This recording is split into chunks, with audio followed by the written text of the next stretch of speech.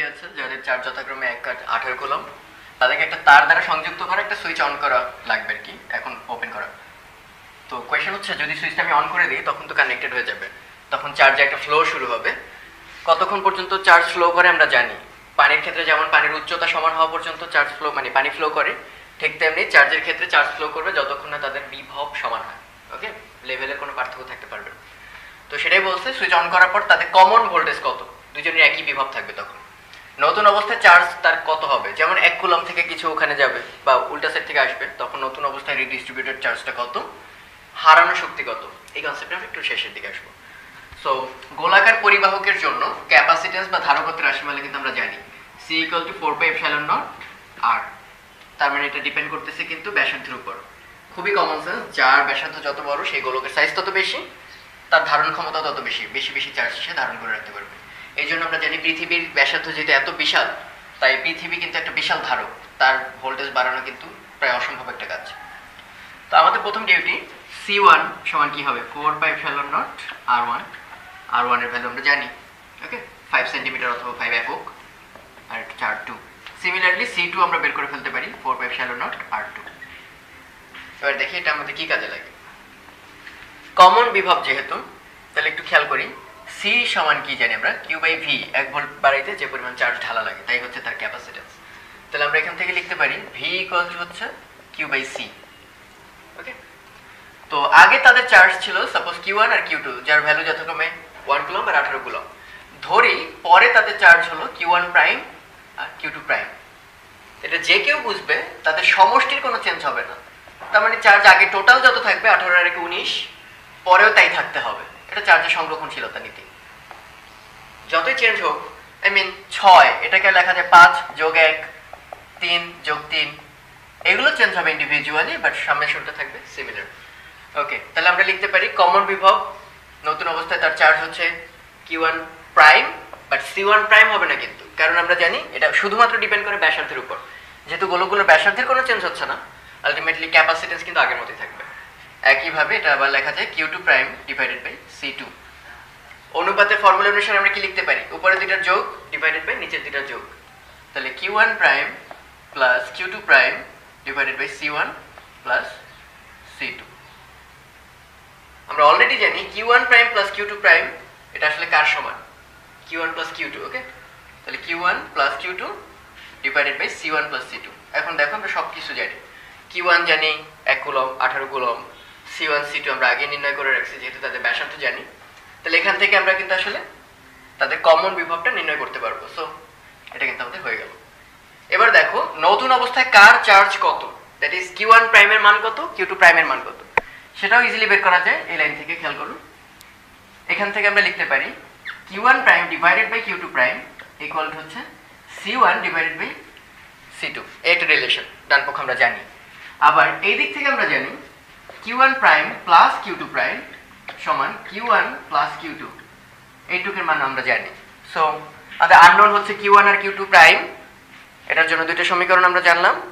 এই দুটো সলভ করলেই Q1 প্রাইমের মানও আমরা জানতে পারবো, Q2 প্রাইমের মানও আমরা জানতে পারবো। তার মানে নতুন অবস্থায় কার চার্জ কত সেটা আমরা বের করে ফেললাম। এবার কোয়েশ্চেন হচ্ছে হারানো শক্তি কত, এটা আমরা একটু আলোচনা করি। তো যখন আমরা এই সুইচটা অন করি নাই, দ্যাট ইজ তারা আলাদা ছিল, তখন তাদের কিন্তু একটা গোলক চার্জিত গোলক, অর্থাৎ ইন্ডিভিজুয়াল এক একটা কিন্তু বিভব আছে। সেই বিভবগুলো কত আমরা আগে থেকে জানি, গোলাকার পরিবাহকের বিভব হচ্ছে 1/4πε0 Q/R। তাহলে প্রথমটার জন্য হবে Q1/R1, পরেরটার জন্য হবে 1/4πε0 Q2/R2। ওকে, তো তাদের সঞ্চিত শক্তির রাশিমালাও কিন্তু আমরা জানি। সাপোজ W1 এটা হচ্ছে হাফ CV²। তাহলে প্রথমটার ক্যাপাসিট্যান্স যদি C1 হয় এবং তার বিভব আমরা মাত্রই জানলাম V1, তাহলে তার সঞ্চিত শক্তি হবে হাফ C1 V1²। C1 আমরা সেই আগে নির্ণয় করা আছে 4πε0 R1। একইভাবে পরেরটার সঞ্চিত শক্তি হাফ C2 V2²। তার মানে আমরা এগুলো জানি। তাহলে সুইচ অন করার আগে মোট শক্তি, ওকে, আদি শক্তি, ক্যাপাসিটরের সঞ্চিত আদি শক্তি W0 ইকুয়াল হবে W1 plus W2, that is half C1 V1² plus half C2 V2²। এটা হচ্ছে আদি শক্তি। এবার খেয়াল করি আমরা যখন এই সুইচটা অন করে দেব তখন এরকম জয়েন্ট হয়ে গেল, চার্জে আদান প্রদান শুরু হয়ে গেল। তারপর একটা কমন বিভব পাবে, তাদের V1 আর V2 থাকবে না, কমন একটা বিভব হবে V, এবং আমরা একটু আগের অঙ্কে সেটা নির্ণয় করছি। V ইকুয়াল টু এই যে Q1 prime plus Q2 prime divided by C1 plus C2। তাহলে তাদের কমন বিভব যদি V হয় তাহলে নতুন অবস্থায় শক্তি, নতুন শক্তি তার মানে চার্জের স্থানান্তরের পরের শক্তি সমান হবে হাফ C1, কারণ ক্যাপাসিট্যান্স চেঞ্জ হবে না যেহেতু ব্যাসার্ধের কোনো চেঞ্জ নেই, বাট V1 থাকবে না, নতুন বিভব হচ্ছে দুজনের একই V, plus half C2 V square. দারুণ ব্যাপার হচ্ছে আমরা জানি শক্তি থাকে সংরক্ষণশীল, কিন্তু এই আদি শক্তি আর নতুন শক্তি দুইটা সমান না। তোমরা ক্যালকুলেটরে ক্যালকুলেট করে দেখবা, এটা তো হওয়ার কথা না। শক্তি সংরক্ষণশীলতা বলে দুইটা শক্তি সমান হওয়া উচিত। মজার ব্যাপার, এই দুইটা যেহেতু সমান না তাহলে কিছু শক্তি কিন্তু অবশ্যই হারানো শক্তি, তাহলে এই দুইটার বিয়োগ ফলটাই হচ্ছে হারানো শক্তি, আদি মাইনাস নতুন। বাট এই শক্তি হারালো কোথায়? খুবই কমন সেন্স, আমরা যেটা একটা কন্ডাক্টর দিয়ে কানেক্ট করছি তার মধ্যে কিন্তু চার্জগুলোকে নাড়াইতে হয়েছে। ওকে, তাহলে এখানে যখনই চার্জের স্থানান্তর হয়, চার্জ ট্রান্সফার এক গোলক থেকে আরেকটাতে, তখন কিন্তু আমরা জানি কোনো কন্ডাক্টরই কিন্তু লসলেস না, অতএব এখানে হিট জেনারেট হবে, মানে চার্জকে স্থানান্তর করাতে যে পরিমাণ শক্তি ব্যয় হয় সেটাই আমরা হারানো শক্তি হিসেবে পাচ্ছি। ওকে, তো প্যারালাল প্লেট ক্যাপাসিটর সম্পর্কে আমরা শুনেছি, যেটা হচ্ছে একটা চার্জ ধারণকারী ডিভাইস আর কি। তো এরকম একটা প্যারালাল প্লেট ক্যাপাসিটর আছে যার এই মাথায় হচ্ছে প্লাস কিউ চার্জ আর ওখানে হচ্ছে মাইনাস কিউ চার্জ, মানে ব্যাটারি কানেক্টেড। তো কোয়েশ্চেন হচ্ছে এই যে আমরা তো জানি প্যারালাল ধারকের ক্ষেত্রে ক্যাপাসিট্যান্সের রাশিমাল হচ্ছে A epsilon naught divided by T. আমাদের শৌক ভাই খুব সুন্দর একটা কথা বলতো, এই যে কবে আসবে ঈদের দিন।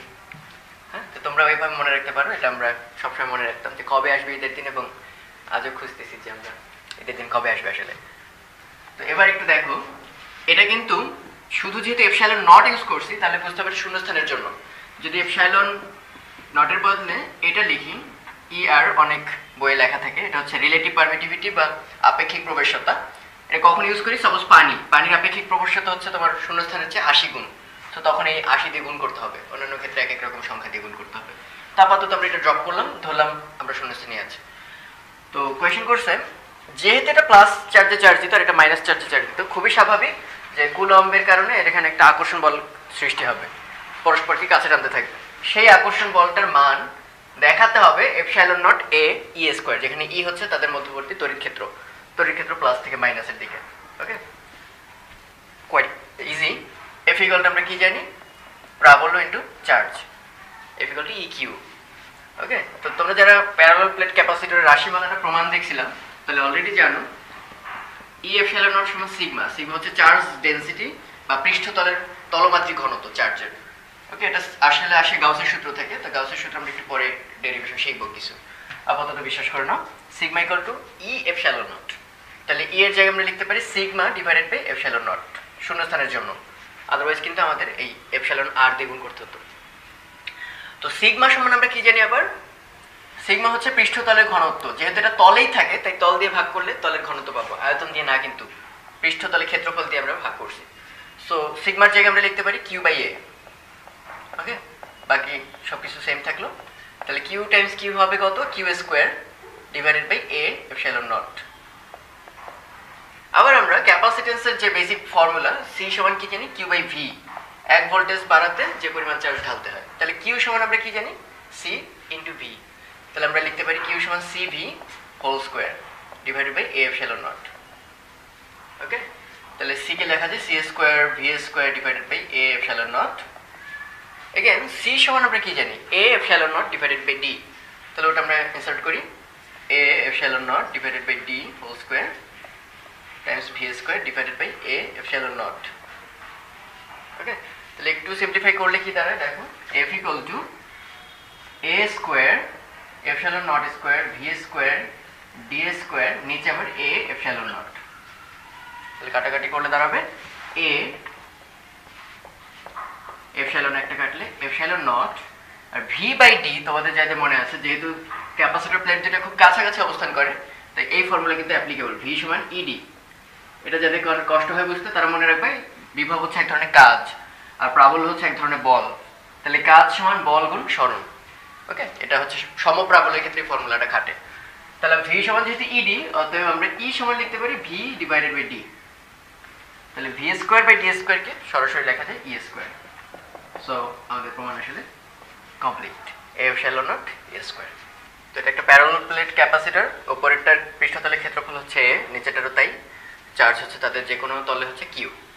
ওকে, তো আমরা এর মধ্যে সঞ্চিত শক্তির রাশিমালা কিন্তু অলরেডি জানি, U equal to half CV square. Total আয়তনের মধ্যে সঞ্চিত শক্তি হচ্ছে হাফ সিভি স্কোয়ার। তো একক আয়তনে সঞ্চিত শক্তি কত হবে, আমাদের ওই রাশিমালাটা বের করতে হবে, half epsilon not E square. তাহলে সঞ্চিত শক্তি টোটালটাকে যদি আমি আয়তন দিয়ে ভাগ করি তাহলে একক আয়তনে সঞ্চিত শক্তি পাবো। তো ছবি দেখেই বোঝা যাচ্ছে এটা একটা আয়তাকার ঘনবস্তু যার আয়তন হচ্ছে পৃষ্ঠতলের ক্ষেত্রফল ইন্টু উচ্চতা। তাহলে আয়তন হচ্ছে এ ইন্টু ডি। তো আমরা যদি এ ইন্টু ডি দিয়ে ভাগ করি তাহলে আসলে আমরা একক আয়তনে সঞ্চিত শক্তি পাবো। এখন আমাদের ডিউটি খুব সিম্পল, এই ক্যাপাসিট্যান্সের জায়গায় যদি আমরা ওই প্যারালাল প্লেট ক্যাপাসিটর রাশিমালা বলে দিই A epsilon naught divided by D, তাহলেই হয়ে গেল A epsilon naught divided by D times V square A times D. তাহলে কি পাচ্ছি, এ কাটা যাবে, half epsilon naught V square by D square, আর আমরা একটু আগের ডেরিভেশন থেকে জানলাম ভি বাই ডি হচ্ছে ই, কারণ ভি সমান ই ডি, কাজ সমান বলগুণ সরণ। তাহলে আসলে আমরা পাচ্ছি half epsilon not E square. তো আরেকটা খুব সিম্পল প্রুফ, তোমাদের বইয়ে ওরকম ভাবে উল্লেখ করা নাই, যে এটা একটা গোলাকার ক্যাপাসিটর। কিরকম, ভেতরেরটার ব্যাসার্ধ হচ্ছে এ আর পরেরটার ব্যাসার্ধ হচ্ছে বি, এরকম দুইটা পাত, গোলাকৃতির পাত। তো এটা একটা প্যারালাল প্লেট ক্যাপাসিটরের মতোই, তার ধারকত্বের রাশিমালা হবে 4πε naught A B divided by B minus A. এটা আমাদের প্রমাণ করতে হবে। তো এটা প্রমাণ করার স্টাইলটা খুব সুন্দর। সি সমান আমরা কি জানি, কিউ বাই ভি। তাহলে আমরা যদি দুই প্লেটের মধ্যে বিভব পার্থক্য রাশিমালাটা বের করতে পারি তাহলে কিন্তু আমাদের কাজ হয়ে যাবে। তো বিভব পার্থক্যের জন্য আমাদের প্রথমে বের করতে হচ্ছে তড়িৎ প্রাবল্যের রাশিমালাটা। তড়িৎ প্রাবল্য সমান কি লেখা যায়, সে সার্টেন একটা দূরত্ব হচ্ছে আর কেন্দ্র থেকে। তাহলে কেন্দ্র থেকে আর দূরত্বে যদি আমরা বিভব তড়িৎ প্রাবল্যের রাশিমালা চিন্তা করি সেটা হবে 1/4πε naught Q divided by R square. তো আমরা যেহেতু অলরেডি জানি ডিভি ডিআর এরকে মাইনাস করলে আমরা পাচ্ছি ই, তাহলে পোটেনশিয়াল সমান কি আসবে, ই ডিআর সামনে একটা মাইনাস, তার ইন্টিগ্রেশন। এখন ইন্টিগ্রেশনের লিমিটটা কত থেকে কত এটুকু বুঝতে পারতেছি, লিমিটটা হবে আর এর লিমিট, কিন্তু বিভব আমরা মেজার করি কিন্তু সেই যে অসীম থেকে। ওকে, তাহলে আমাদের লিমিট কিন্তু হবে এইখান থেকে মেজারমেন্ট শুরু হবে, দ্যাট ইজ বি থেকে এতে আসতে কি পরিমাণ কাজ আমাকে করতে হয়েছে। সো বি থেকে এ। তো আমরা যদি লিমিটটাকে পাল্টে দিই এ থেকে বি তাহলে কিন্তু এই মাইনাসটা প্লাস হয়ে যাবে, জাস্ট লিমিট উল্টালে মাথায় রাখবে সামনে আরেকটা মাইনাস আসে। ওকে, তাহলে এখানে আসবে ই ডিআর। তাহলে ই এর রাশিমালা আমরা অলরেডি জানি, এর মধ্যে 1/4πε একটা কনস্ট্যান্ট বাইরে চলে আসলো, কিউটাও কনস্ট্যান্ট সেটাও বাইরে আসলো, থাকলো 1/r স্কোয়ার, আর এখানে থাকলো ডিআর, লিমিট এ থেকে বি। ওকে, তাহলে আমরা পাচ্ছি হচ্ছে Q divided by 4πε not 1/r স্কোয়ারকে লেখা যায় r টু দি পাওয়ার -2। তাহলে এটাকে যদি ইন্টিগ্রেশন করো তাহলে আসবে r to the power -1 divided by -1, তাহলে আসতেছে হচ্ছে -1/r, লিমিট এ থেকে বি। এই মাইনাসটা আমরা বাইরে নিয়ে আসলাম, so minus Q by 4πε naught 1/b minus 1/a। Okay, এই মাইনাস যদি ভেতরে নিয়ে যাই তাহলে আসবে Q by 4πε naught 1/a minus 1/b। Okay, একটু যদি গুছিয়ে লিখি তাহলে v ইকুয়াল টু আসতেছে কিউ বাই 4πε নট, লসাগু করলে এ বি, উপরে থাকবে বি মাইনাস এ। ওকে, তাহলে এখান থেকে আমরা যদি কিউ বাই ভি নির্ণয় করি, কারণ কিউ বাই ভি আমাকে নির্ণয় করতে হবে ক্যাপাসিট্যান্সের রাশিমালা যেহেতু বের করতে যাচ্ছি, তাহলে কিউ বাই ভি সমান আসতেছে 4πε naught A B divided by B minus A. Okay, তো এটা একটা ক্যাপাসিটর সার্কিট, তার মানে ক্যাপাসিটরের সাথে একটা ব্যাটারি কানেক্টেড এবং ওভারঅল একটা সার্কিট ফর্ম করছে। তো আমরা নর্মালি ওই রোধের সার্কিটগুলো সলভ করতে করতে এই সার্কিটগুলোতে আসলে এক ধরনের ভয় পাই, কারণ রোধের ক্ষেত্রে যেমন আমরা অনেকগুলো রুল জানি, ওহমের সূত্র, current division rule, potential divider rule, এই ক্ষেত্রে আমাদের অনেক কনসার্ন মাথায় নিয়ে তারপর কাজ করতে হয়। তো আমরা এই উদাহরণটা থেকে ব্যাখ্যা করার চেষ্টা করব যাতে অন্যান্যগুলো সলভ করতে তোমাদের সুবিধা হয়। কোয়েশ্চেনটা হচ্ছে একটা ব্যাটারির সাথে এগুলো কানেক্টেড, প্রত্যেকটা ক্যাপাসিটরে চার্জ কত হবে এবং তাদের দুই মাথার বিভব পার্থক্যটা কত হবে। তো আমরা এটা স্টেপ বাই স্টেপ একটু সলভ করি। এই সলিউশনের ফার্স্ট ধাপ হচ্ছে এটার অ্যাক্রসে তুল্য রোধ যেমন বের করতাম বা সামনে করব, ওই তুল্য ক্যাপাসিট্যান্সটা আমাকে বের করতে হবে। তো একটু মনে রাখবা, রোধ এবং ক্যাপাসিটরের ক্ষেত্রে পরস্পর কিন্তু উল্টা।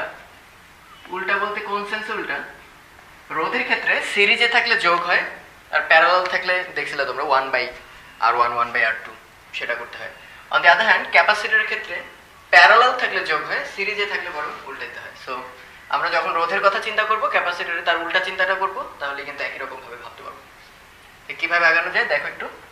এই 4 আর 4 কিভাবে আছে? খুবই কমন সেন্স, একটাই যেহেতু ব্রাঞ্চ, সিরিজ। ওকে, তাহলে 4 আর 4 কিন্তু 8 হবে না। রোধের ক্ষেত্রে সিরিজে থাকলে যেমন যোগ হতো, এখানে কিন্তু তা না, এখানে উল্টা। সো মনে আছে নিশ্চয়ই, 4 আর 4 যেমন রোধের ক্ষেত্রে প্যারালাল থাকলে কত বলতাম? 1/4 প্লাস 1/4 কত আসতো? 4 উপরে 2। এটাকে আবার যদি উল্টাইতে পারতাম তাহলে সঠিক অ্যান্সারটা পাইতাম, এবং সেটা কত? 2। ওকে, তাহলে এই দুইটা মিলে হবে 2 ফ্যারাড। আর এমনি কমন সেন্স, দুইটা যদি সেম ভ্যালু থাকে তাহলে অর্ধেক করে দিলেই চলবে। তাহলে আলটিমেটলি আমাদের আসতেছে কত? 2 ফ্যারাড, এখানে আছে 8 ফ্যারাড। ওকে, এখানে 15। আমি প্রত্যেকটা স্টেপ ক্লিয়ার করে লিখতেছি, মানে শর্টকাট মারার চেয়ে এটা বেটার, তাহলে স্টেপগুলো ধরতে পারবা। এবার খেয়াল করো আবার 8 আর 2 কিভাবে আছে? 8 আর 2 প্যারালাল। সো সিরিজের ক্ষেত্রে যেমন রোধে যোগ হতো, ক্যাপাসিটরের প্যারালালের ক্ষেত্রে যোগ হবে। সো 8 আর 2 হচ্ছে 10। এরপরের স্টেপটা হচ্ছে এটা 10 ফ্যারাড, তার সঙ্গে 15 ফ্যারাড হচ্ছে সিরিজে, তার সঙ্গে ব্যাটারিটা হচ্ছে 10। ওকে, এরপর দেখো 15 আর 10 ফ্যারাড কিন্তু আছে সিরিজে। সো তাদের জন্য সেই ফর্মুলা 1/10 প্লাস 1/15, তাকে আবার ইনভার্স করতে হবে লাস্টে। তোমরা একটু ক্যালকুলেটর করে দেখবে, এটা আসবে 6 ফ্যারাড। ওকে, তাহলে লাস্ট স্টেপটা হচ্ছে এই, এবং পরপর রেখেছি। লাস্ট স্টেপটা হচ্ছে একটা মাত্র ক্যাপাসিটর, যার ভ্যালু হচ্ছে 6 ফ্যারাড 10 ভোল্টের এগেইনস্টে। এবার আমাদের ব্যাক ক্যালকুলেশন শুরু। এই পর্যন্ত হচ্ছে তোমাদের ফার্স্ট ডিউটি, এটাকে সিম্পলিফাই করে প্রত্যেকটা ধাপ এঁকে রাখবা। এরপর হচ্ছে ব্যাক ক্যালকুলেশনটা কিরকম সবসময় মনে রাখবা, সিরিজে থাকলে ক্যাপাসিটরগুলো যখন সিরিজে, তখন চার্জ সেম। আগে যেমন রোধের ক্ষেত্রে বলতে সিরিজে থাকলে কারেন্ট সেম, এখানে বলবা charge same. Okay, charge same. On the other hand যদি প্যারালালে থাকে দুইটা ক্যাপাসিটর, এটাও আগের মতো, তাহলে বিভব পার্থক্য বা ভোল্টেজটা সেম, বিভব পার্থক্য সেম। তাহলে এই কনসেপ্ট কাজে লাগে, আমরা দেখি পারি কিনা। প্রথম কথা খেয়াল করো, এখানে হচ্ছে 10 ভোল্ট, এখানে হচ্ছে 6 ভোল্ট। তাহলে আমরা চার্জ সমান কি জানি? Q equal to C into V. তাহলে এখানে সি হচ্ছে 6 আর ভি হচ্ছে 10। সো এখানে চার্জ পাবো হচ্ছে 6 10 কে 60, 60 কুলম্ব। টোটাল চার্জ 60 কুলম্ব, এই নিয়ে আমাদের কিন্তু আর কোনো কনফিউশন নাই। এবার একটু ব্যাক করি, এই 10 আর 15 কিভাবে আছে? সিরিজে। টোটাল চার্জ কত ছিল? 60 কুলম্ব। তাহলে সিরিজে থাকলে আমরা শিখছি চার্জ সেম, তাহলে এই 60 কুলম্ব দুইজনের মধ্যেই ছিল, যেহেতু সিরিজে একজন এটা নিয়েই আর একজন সাপ্লাই দেবে, সো দুইজনের ভিন্ন চার্জ হতে পারবে না। এবার একটু খেয়াল করে দেখো, তাহলে তাদের ভোল্টেজটা বের করতে পারবো। কারণ কি, এখানে দেখো 15 ফ্যারাড 10 ফ্যারাড, আর তাদের চার্জটা দেওয়া আছে। তাহলে ভি সমান এখান থেকে কি জানি? Q by C. চার্জকে যদি ক্যাপাসিট্যান্স দিয়ে ভাগ করো তাহলে ভোল্টেজ পেয়ে যাবো। তাহলে চার্জ হচ্ছে এখানে 60, তাকে 15 দিয়ে ভাগ করলে 4 ভোল্ট, 4 15 60। আর এখানে চার্জ হচ্ছে 60, তাকে 10 দিয়ে ভাগ করলে 6 ভোল্ট। ওকে, এবার একটু খেয়াল করে দেখো, এই 6 ভোল্ট যে 10 ফ্যারাড তৈরি করছিল, সেই 10 ফ্যারাড 8 আর 2 আকারে প্যারালাল ছিল। সো এর মাথায় হচ্ছে 6 ভোল্ট, এর মাথায় হচ্ছে 6 ভোল্ট। কারণ কি, প্যারালালে থাকলে বিভব পার্থক্যটা সেম থাকবে। শুরুতে দেখো সিরিজে থাকলে চার্জ সেম বলছি, দুজনেই 60 কুলম্ব, আর প্যারালালে থাকলে পোটেনশিয়ালটা সেম, বিভব পার্থক্যটা সেম। ওকে, তাহলে আমরা এখন এটার অ্যাক্রসে ভোল্টেজ জানি 4, এটার অ্যাক্রসে ভোল্টেজ জানি 6, এখন বাকি আছে কিন্তু 15 অ্যাক্রসে। তো আশা করি এটা বোঝা যাচ্ছে। টোটাল ভোল্টেজ কত? 10 ভোল্ট, এখানে ব্যয় হয়ে গেছে 6 ভোল্ট। সো বাকিটার পাশে আসলে 4 ভোল্ট অবশিষ্ট। কারশফের ভোল্টেজ ল টোটালি। তাহলে এর অ্যাক্রসে চার্জ কত হবে? চার্জ হবে কিউ সমান সি টাইমস ভি। সি হচ্ছে 15, এটা হচ্ছে 4, তাহলে এখানে 4 15 60 কুলম্ব। আর এটা যেহেতু 6 ভোল্ট আর এটা 6 ভোল্ট জানি, সেই সাথে ক্যাপাসিট্যান্স জানি, তাহলে চার্জ সমান কিউ সমান হচ্ছে সি ইন্টু ভি। তাহলে 6টা 48 কুলম্ব, এটার মাথায় চার্জ, আর এখানে হবে 6 দুগুণে 12 কুলম্ব। তার মানে আমি এইটা এটা এটা এটা সব কটার অ্যাক্রসে ভোল্টেজও জানি, চার্জও জানি। ওকে, তাহলে তাদের সঞ্চিত শক্তির রাশিমালাও তুমি বের করতে পারবা। আর তুল্য ধারকত্ব কত ছিল? তুল্য ধারকত্ব ছিল 6 ফ্যারাড। এটার মধ্যে সঞ্চিত শক্তির রাশিমালাও কিন্তু আমরা বের করতে পারবো। Half C V square. Voltage হচ্ছে 10 আর তুল্য ক্যাপাসিট্যান্স হচ্ছে 6 আর সামনে হচ্ছে হাফ, তাহলে 300 জুল। তার মানে আমরা জানি টোটাল শক্তি থাকা উচিত 300 জুল। আর যেহেতু প্রত্যেকটা অ্যাক্রসে তুমি ভোল্টেজ জানো, তাহলে প্রত্যেকটা শক্তি ক্যালকুলেট করে যোগ করেও দেখতে পাবো 300 জুল। যদি তাই হয় বুঝতে পারবো তোমার অঙ্ক সঠিক। তো এটা আরেকটা ক্যাপাসিটর সার্কিট। কোয়েশ্চেন একই, যে এখানে দুইটা ব্যাটারি আছে, তিনটা ক্যাপাসিটর আছে, তাদের অ্যাক্রসে চার্জ কত হবে, ভোল্টেজ কত হবে। তো আমরা সাপোজ জানি না, তো এটা বুঝতে পারতেছি একটা লুপ কারশফের ভোল্টেজ ল খাটবে আর কি। তো এই দুইটার অ্যাক্রসে আমি মানে C3 যেটা, এর অ্যাক্রসে ভোল্টেজকে আমি ধরলাম V1, মানে এই দুই মাথার ভোল্টেজ। তো টোটাল ভোল্টেজ যেহেতু 8 ভোল্ট, পুরাটাই আসতে পারতো কার অ্যাক্রসে, C1 এর অ্যাক্রসে। কিন্তু যেহেতু C3 এর অ্যাক্রসে V1 চলে গেছে, তাহলে এর অ্যাক্রসে থাকবে হচ্ছে 8 V1, 8 V1।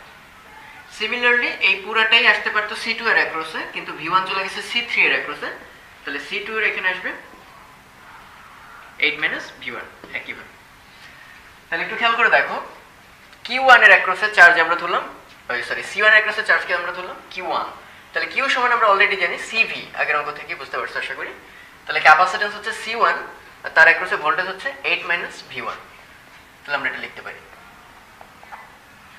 একইভাবে C2 এর অ্যাক্রসে আমরা চার্জকে ধরলাম Q2 সমান আসবে C2 একইভাবে 8 V2। এখন একটু খেয়াল করে দেখো, এইখানে চার্জ হচ্ছে Q1, এখানে চার্জ হচ্ছে Q2, এর সঙ্গে এটা কানেক্টেড। অনেকটা কারশফের কারেন্ট লয়ের মতো করে ভাবা যায় যে এখানে টোটাল চার্জ হবে Q1 প্লাস Q2, কারণ এখানে সাপ্লাই দিবে আসলে এই দুইজনই, নতুন সাপ্লাইয়ার নাই। তো আমরা 3 নাম্বারটার অ্যাক্রসে চার্জকে বলবো Q1 plus Q2 equal to C3, আর তার অ্যাক্রসে ভোল্টেজ আমরা শুরুতেই ধরে নিয়েছিলাম V1। এটা আরেকটা ইকুয়েশন। ওকে, তাহলে 1 আর 2 সলভ করে আমরা যোগ যদি করি, তাহলে দেখতে পাচ্ছ কি 1 যোগ 2 করলে Q1 plus Q2 equal to 8 V1, এটা V2 না, V2 V1। তাহলে 8 V1 কমন নিলে আসবে C1 প্লাস C2। ওকে, আর এখানে পাচ্ছ Q1 plus Q2 equal to C3 V1। তাহলে বাম পক্ষ সমান, অতএব ডান পক্ষ সমান 8 V1 C1 plus C2 equal to C3 V1। তাহলে এখানে সব নোন, একমাত্র V1 জানি না, তাহলে এখান থেকে V1 এর মানটা তোমরা পেয়ে যাবে। আর V1 পেলে কি কি পাবা, Q1 চার্জ পাবা, Q2 চার্জ পাবা, তার সামেশনটাও পাবা। আর সামেশনটা হচ্ছে 3 নাম্বারটা অ্যাক্রসে চার্জ। তাহলে চার্জও জানি, ভোল্টেজও জানি। ওকে, এখানে A আর B দুটো বিন্দু, যাদের বিভব পার্থক্য হচ্ছে 10 ভোল্ট। এখানে আছে সিরিজে 2 মাইক্রোফ্যারাড আর 3 মাইক্রোফ্যারাডের দুটো ক্যাপাসিটর, মাঝখানে একটা 20 ভোল্টের ব্যাটারি।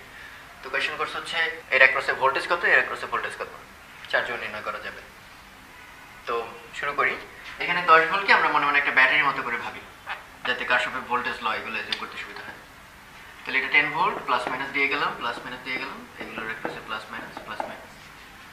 তাহলে আমি যদি এই পুরো একটা লুপের মধ্যে কেভিএল খাটাই, তাহলে স্টার্টিং এর চিহ্নটা কি মাইনাস, মাইনাস 10 ভোল্ট প্লাস এর অ্যাক্রসে ভোল্টেজ আমরা জানি না, ধরলাম V1, আর এর অ্যাক্রসে ভোল্টেজকে ধরলাম V2।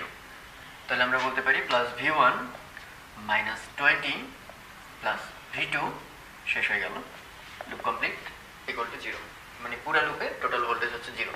তাহলে V1 প্লাস V2 ডান পক্ষে নিয়ে গেলেই পাচ্ছ 30 ভোল্ট। ওকে,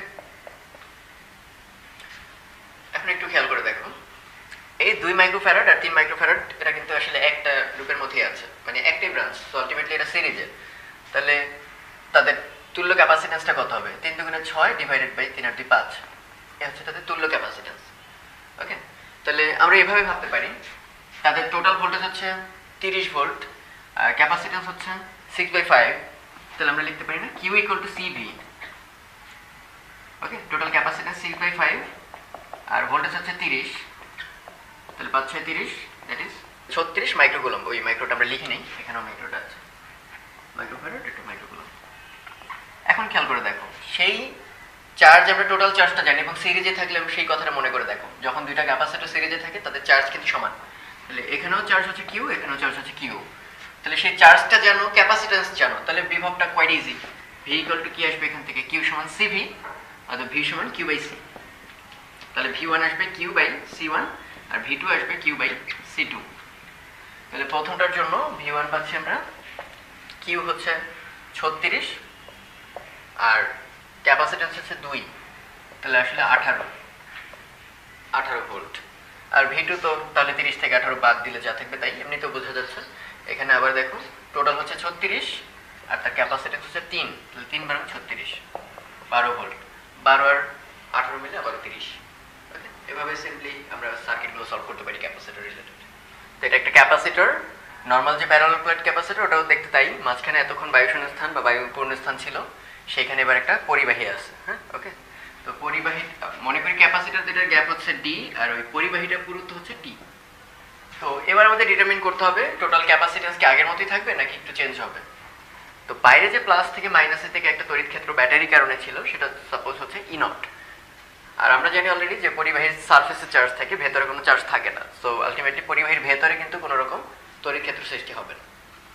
তো আলটিমেটলি আগে সে শূন্যস্থান পেতে হচ্ছে ডি ডিস্টেন্স পরিমাণ, এখন কিন্তু ডি নাই, তার মধ্যে ডি পরিমাণ জায়গায় কিন্তু কোনো তড়িৎ ক্ষেত্র মানে বিরাজ করে না, কারণ এটা পরিবাহী বা ধাতু।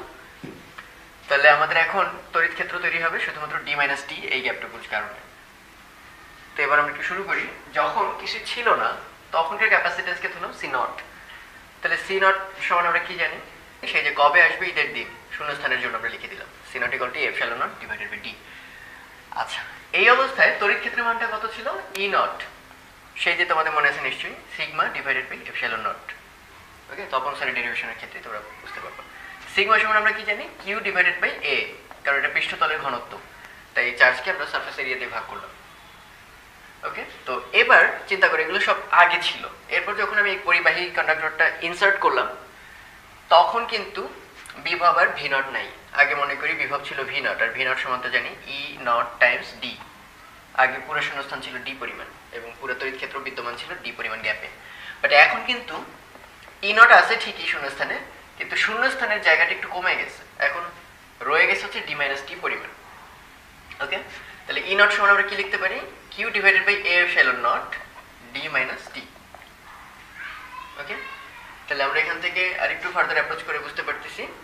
তো নতুন অবস্থায় ক্যাপাসিট্যান্সকে আমরা ধরলাম সি, সি সমান বলে আমরা কি জানি, কিউ ডিভাইডেড বাই ভি। তাহলে কিউ থাকলো উপরে আর ভি আমরা মাত্রই ডিটারমিন করলাম, Q divided by A epsilon naught D minus T. Q Q কাটা, তাহলে থাকলো A epsilon naught divided by D minus T. তা আমরা চেহারাটা অনেকটা এটার মতো করার জন্য নিচে ডি কমন নিলাম, A epsilon naught divided by D common নিলে 1 minus T by D. Okay, তো এইটুকু তো আমরা আসলে চিনি, A epsilon naught by D হচ্ছে আসলে সি নট, তাহলে C naught divided by 1 minus T by D. So বোঝা যাচ্ছে ক্যাপাসিট্যান্স কিছুটা বেড়ে গেছে কাইন্ড অফ, কারণ আগে সি নট ডিভাইডেড বাই 1 ছিল, এখন 1 এর চেয়ে একটু ছোট। ওকে, তাহলে আলটিমেটলি সিটা আসলে গ্রেটার দেন সি নট, এবং এই ডিস্টেন্সটা যত বাড়াতে থাকবো, এই যে টি গ্যাপটা যত বাড়াতে থাকবো খেয়াল করে দেখো টি বাই ডি রেশিওটা তত একের কাছে যেতে থাকবে, কারণ তারা প্রায় সমান হয়ে যাচ্ছে। যত একের কাছে যেতে থাকবে, এক থেকে এক গেলে প্রায় শূন্য, তাহলে সামথিং ডিভাইডেড বাই জিরো প্রায়, তখন এই সিটা কিন্তু অনেক বিশাল পরিমাণ হয়ে যাবে। ওকে, কারণ তার আসলে তখন আর ওই ক্যাপাসিট্যান্সটা আসলে অনেকটা কাইন্ড অফ কন্ডাক্টরের মতো অ্যাটিটিউড শুরু করবে। তাই এইভাবে কেউ করবো না, আসলে এমনি করা যায়। কেউ যদি টি এর মান ডি বসায় দেয়, তার মানে হচ্ছে পুরো জায়গাটাই যদি ফুলফিল বাই পরিবাহী হয়ে যায়, তাহলে কিন্তু আসলে এটা সি সমান C naught divided by zero, that is অসীমের মতো একটা ব্যাপার আসবে। কিন্তু এটা মিন করবে না যে আসলে কন্ডাক্টরটা অনেক বেশি পরিমাণ চার্জ ধারণ করতে পারবে, কারণ পুরোপুরি যদি ফিল আপ করে ফেলে তখন কিন্তু আসলে দুইটা প্লেট থাকবে না, তখন আসলে চার্জ ধারণই করতে পারবে না। তাই আবার যেহেতু পুরোই কন্ডাক্টরটা ভরে যাবে, তাহলে দুই মাথা আসলে শর্ট। তো আলটিমেটলি আমরা বলতে পারি তখন কিন্তু বিভব পার্থক্য হবে শূন্য, আবার সেই ধরে রাখা চার্জের পরিমাণ হবে শূন্য। এই চার্জ কিন্তু নর্মাল চার্জ না, দুই পাতে কতখানি চার্জ জমে, সো তখন কিন্তু আসলে ডিডাকশনটা আসবে 0/0, কাইন্ড অফ অনির্ণয় একটা রাশি। সো ঠিক ওভাবে আমরা বলবো না যে ভেতরের পুরোটাই যদি পরিবাহী দ্বারা ভরা থাকে তার আসলে ক্যাপাসিটিভ প্রপার্টিগুলো থাকবে না। ওকে, তাই এখান থেকে ডিসিশন দেওয়াটা আসলে উইয়ার্ড মনে হয়। তো এবার আমরা দেখবো একটা ক্যাপাসিটরের মধ্যে এতক্ষণ শূন্যস্থান ছিল, সেবার যদি ডাইইলেকট্রিক পদার্থ ঢোকানো হয়। ডাইইলেকট্রিক পদার্থ বলতে যার মধ্যে দিয়ে ইলেকট্রিসিটি পাস করবে না, অন্তরক পদার্থ যেমন মোম, কাঠ এটসেট্রা। তো ডাইইলেকট্রিক পদার্থের মধ্যে একটা কমন ফেনোমেনন হচ্ছে ডাইপোল। এই ডাইপোল পার্মানেন্ট হতে পারে, আবিষ্ট হতে পারে, এই নিয়ে আমরা আরো উপরের শ্রেণীতে ভালো পড়াশোনা করবো। বাট এখন আমাদের কনসার্ন হচ্ছে ডাইপোল কি, সিম্পলি একটা প্লাস একটা minus, plus minus plus minus. এটা কিরকম হতে পারে একটা ছোট উদাহরণ দিই, যেমন হাইড্রোক্লোরিক অ্যাসিড HCl মিলে সমযোজী যৌগ হওয়া উচিত, কিন্তু ক্লোরিনে ইলেকট্রোনেগেটিভিটি বা টানার ক্ষমতা বেশি বলে তার উপর একটু মাইনাস চার্জ বেশি চলে যায়, আর যার কাছ থেকে টেনে নেয় হাইড্রোজেনটা একটু পজিটিভ হয়ে থাকে। তাহলে আমরা এটাকে একটা ডাইপোল বলি, যে এই পাশে বেশি মাইনাস আর ওই পাশে কম মাইনাস, ফলে প্লাস এবং মাইনাসের মাঝখানে একটা গ্যাপ, এই গ্যাপটা থাকলে আমরা তাকে বলি সে একটা ডাইপোল, তার একটা পোলার আয়ন আছে এটসেট্রা। তো এবার একটু চিন্তা করো, যখন একটা অন্তরক পদার্থের ভেতরে রাখবো তখন তার ডাইপোলগুলো এরকম ডিসওরিয়েন্টেড থাকে, মানে সুন্দর করে গুছানো থাকে না। আর আমি যখন একটা ক্যাপাসিটরের মধ্যে তাকে প্লেস করছি তখন কিন্তু বাইরের সাইডে একটা তড়িৎ ক্ষেত্র অলরেডি আছে, কারণ কি বামে প্লাস চার্জ ডানে মাইনাস চার্জ, একটা ব্যাটারির কারণে তড়িৎ ক্ষেত্র কিন্তু ই নট, এটা অলরেডি আছে। সেই ই নট কি করবে, এই ডাইপোলগুলো যদি আমরা জানি তড়িৎ ক্ষেত্রের মধ্যে এরকম অ্যালাইন থাকে তাহলে সে কিন্তু একটা টর্ক অনুভব করে, কাইন্ড অফ এরকম, একটা প্লাস চার্জ এটা একটা মাইনাস চার্জ, এটা যদি এখানে তড়িৎ ক্ষেত্রের মধ্যে দিয়ে প্রেরণ করো সে কিন্তু রোটেট করবে। ওকে, সে এই দিকে ধাক্কা খাবে, এই দিকে ধাক্কা খাবে, ফলে তার মধ্যে একটা ঘূর্ণন টেন্ডেন্সি তৈরি হবে, ফলে সে যতক্ষণ এরকম অ্যালাইন করতেছে ততক্ষণ কিন্তু রোটেশন করতে থাকবে। তাহলে খেয়াল করো, যখন এই তড়িৎ ক্ষেত্রের মধ্যে এরা আসবে তখন তারা কিন্তু রোটেশন শুরু করবে, রোটেট করে তারা এরকম সুন্দর মতো অ্যালাইন্ড হয়ে যাবে। দেখো এই যে plus minus minus plus minus plus, এই প্লাসের অ্যাক্রস আসবে মাইনাসগুলো, মাইনাস অ্যাক্রস আসবে প্লাসগুলো, এমনভাবেই আকর্ষণের কারণে ঘুরে চলে আসবে। এই যখন ঘুরতে গেল তখন কিন্তু একটা সুন্দর ফেনোমেনন তৈরি হয়েছে, সেটা একটু খেয়াল করলে বুঝবা। মাঝে এরকম নিশ্চয়ই আরো কোটি কোটি ডাইপোল আছে, আমি ওগুলো দেখাই নেই, কিন্তু এই প্লাস মাইনাসের ইম্প্যাক্ট কি পরস্পর নাকচ হয়ে যাবে না, যেহেতু তারা মাঝে অবস্থিত, তাই তাদের আমাদের আসলে আর আঁকা লাগবে না, এই জায়গাটা আমরা মুছে দিলাম, কারণ তাদের আসলে ভূমিকা নেই তড়িৎ ক্ষেত্র তৈরিতে। তারপরও কিন্তু পড়ে থাকতেছে একটা জিনিস, এই লালের মধ্যে দেখো মাইনাস, এখানে দেখো প্লাস, এবং তারা সেপারেটেড।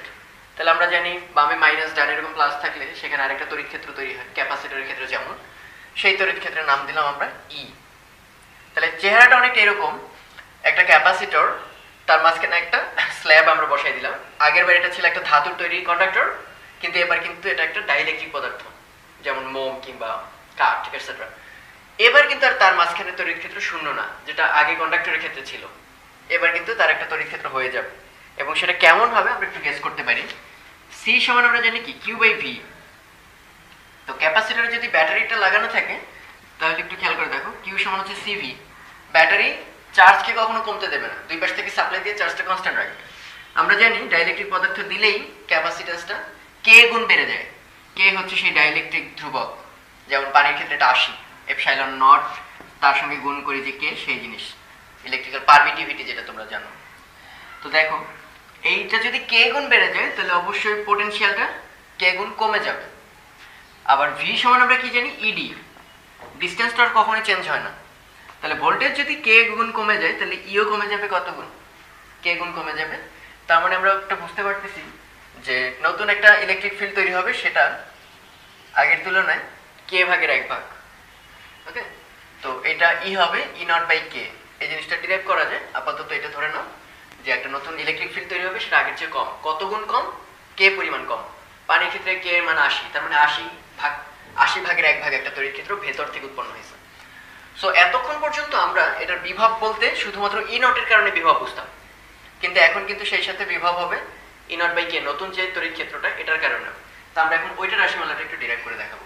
তো খেয়াল করুন, এবার বিভব হবে ই নট, তাহলে বাতাসের পরিমাণ কতটুকু, বাইরে ছিল ডি পরিমাণ আর আরো নিয়ে আসছো টি, সো বাতাস কিন্তু কমে গেছে, so E naught D minus T আগের মতোই। এরপর আমরা আগের বার কিছু যোগ করি নাই, কারণ ভেতরে তড়িৎ ক্ষেত্র ছিল 0, বাট এবার কিন্তু নতুন একটা তড়িৎ ক্ষেত্র তৈরি হয়েছে যার মান হচ্ছে ই নট বাই কে, আর সেটা পরিমাণ কত, টি পরিমাণ। ওকে, তাহলে আমরা যদি ই নট কমন নিই তাহলে D minus T plus T by K, একটু সুন্দর করে লিখলে E naught D minus T common নিলে 1 মাইনাস 1 বাই কে। ওকে, এখন একটু খেয়াল করে দেখো, ক্যাপাসিট্যান্স রাশিমালা আমরা জানি কিউ বাই ভি। তাহলে কিউ বাই ভি, কিউ সমান আমরা কি জানি, চার্জ ঘনত্ব ইনটু তার সারফেস এরিয়া, কারণ চার্জ ঘনত্ব মানে একক এরিয়াতে কত, এই এরিয়াতে কত, তাহলে আমরা টোটাল চার্জটা পাবো, ডিভাইডেড বাই ভি। ওকে, তাহলে সিগমাকে আবার কি লেখা যায় সে আমরা আগে থেকে জানি, epsilon naught into E naught হচ্ছে সেই যে শুরুতে যেটা ছিল, into A divided by V হচ্ছে E naught D minus T 1 minus 1 by K. Okay, তাহলে ই নট কাটা থাকলো A epsilon naught divided by, আগে ছিল শুধু ডি, এখন ডি কমন নিলে 1 minus T by D 1 minus 1 by K.